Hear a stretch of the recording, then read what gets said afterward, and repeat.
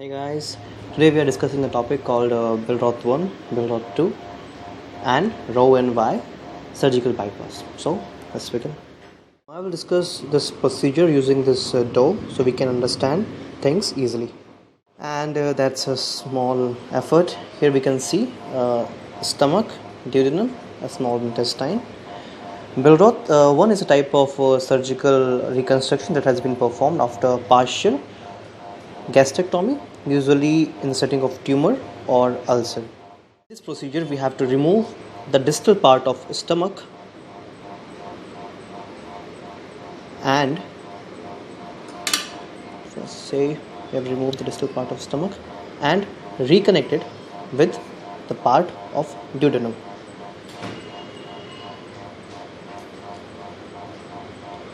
In a surgical procedure, we have to remove just the distal part of stomach and remove and attach it with the duodenum.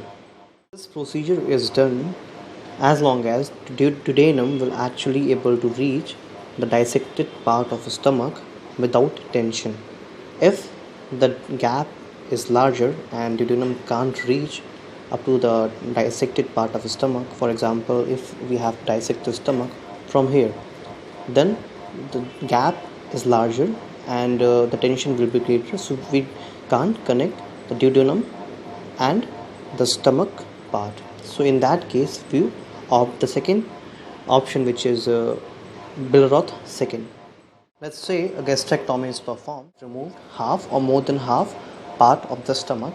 So in that case we can't connect the dissected part of the duodenum because of the larger gap. So in that case we just simply connect the part of let's say jejunum with the dissected part like this,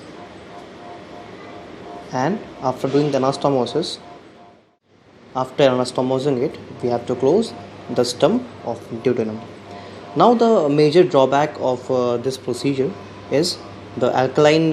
Here somewhere here we have the pancreas, so the alkaline secretion of the pancreas enters into duodenum, and that alkaline secretion goes into the stomach and causing gastritis and distal esophagitis, which is a really major problem.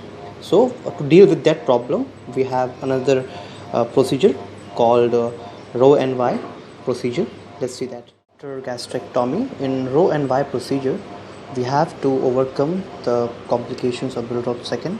So in this procedure, we will disconnect the part of duodenum and say jejunum like this, so that the alkaline fluid will not reach to the stomach, and then connect this part of duodenum to the stomach, jejunum to the stomach after anastomosing it, and of course closing all the stumps of duodenum, jejunum, and then connecting the remaining part of duodenum with the small intestine like this. So in this procedure we connect the part of jejunum, or we anastomose with part of jejunum with the stomach and duodenum with the distal part of small intestine. This is Roe and Y procedure. Thank you.